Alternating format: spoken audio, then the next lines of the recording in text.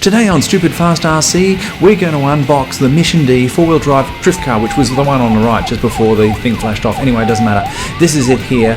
Here it is with flashing lights. We're going to go down to the track at Sick Hobbies and get some pro advice on how to drift, because we don't know how to drift.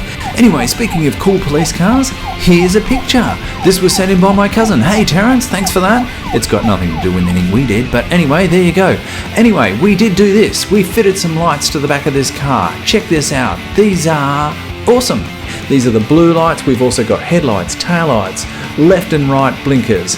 And this is what it looked like before we smashed it into stuff. Those lights fell out. This is not the way to hold them in. Don't glue them in. That doesn't work. And then we took it outside, and this is what it looked like. How awesome is that?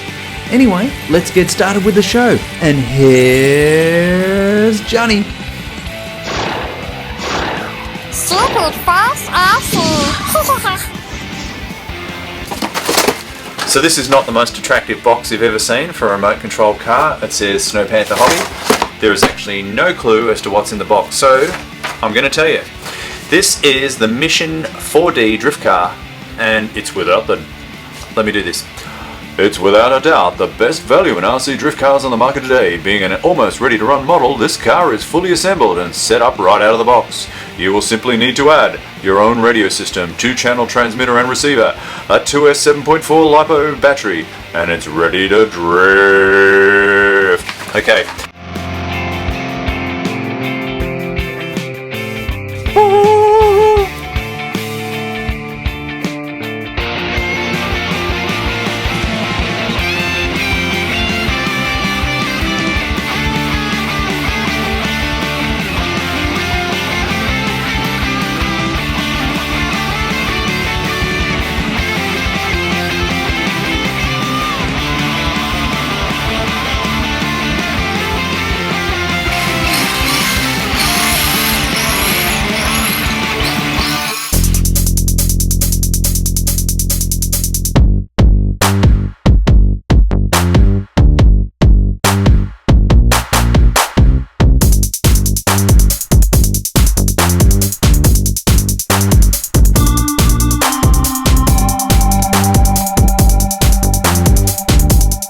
I've got a couple of little things to build on the body, wing mirrors, tail fin, that sort of stuff.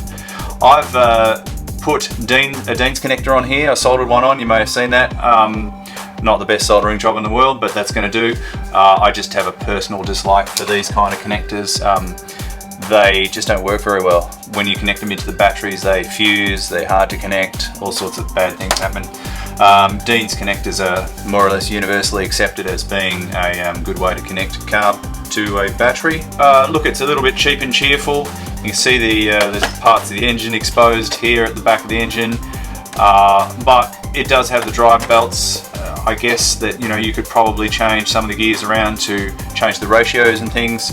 So, but it'll get you on the track very cheaply and very quickly. This is around about just over $100 worth of car.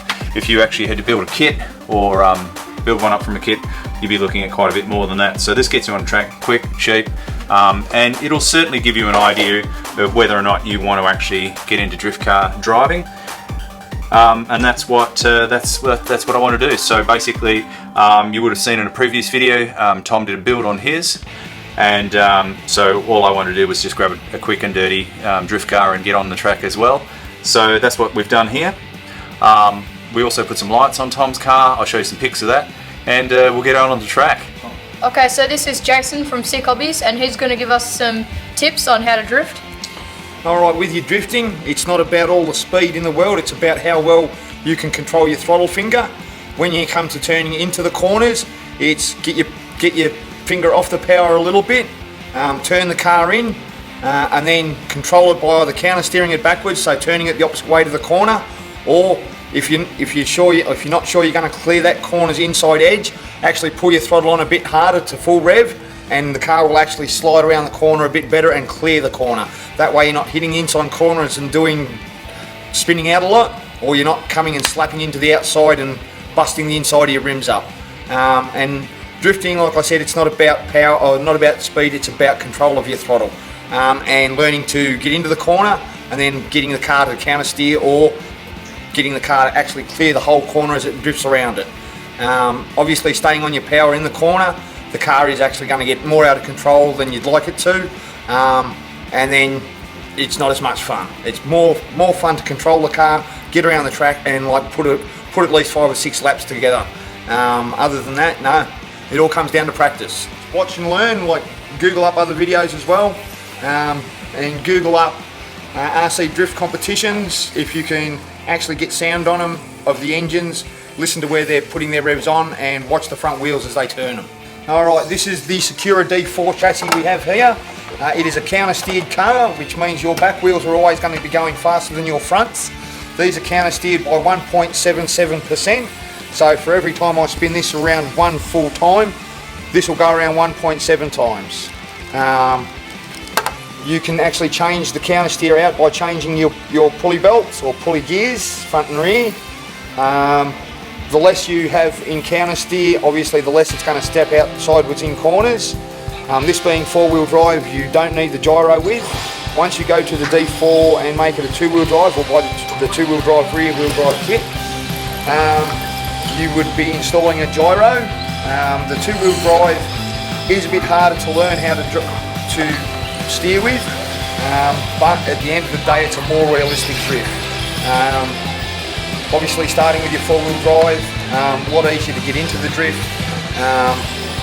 With this, these are a good car and a good point to start with, because later on you can actually just put your front diff out to make it a 2-wheel drive car and get yourself a gyro.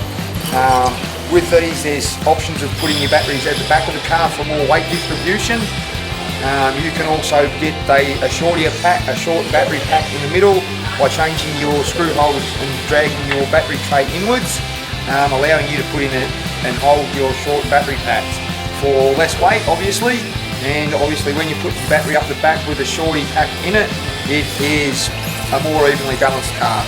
If you're having dramas with balance, have a look at where you're losing the car's balance, and you can add weights to either your suspension arms or the chassis itself in either your shock towers, shock mount towers, or you can put them on your bumpers, front to rear. With that, it just helps you balance out the car. If you think you like drifting with too much weight, obviously by taking your weights back off again, you'll notice how much freer the car's going to roll. With that, it just comes down to fine-tuning your chassis, and that is all done over a period of time by research and development. As you'll see, a lot of people will get into it, and it's not going to be the easiest thing to learn, but once you have learned it, it's a whole lot of fun. Okay, so that was the drift track. That was Tom's first try. What did you think about it? It was very good and it was fun, and I prefer and I'd like to do it again. Cool. Hey, don't forget to subscribe and watch these crazy videos too. Stupid Fast RC.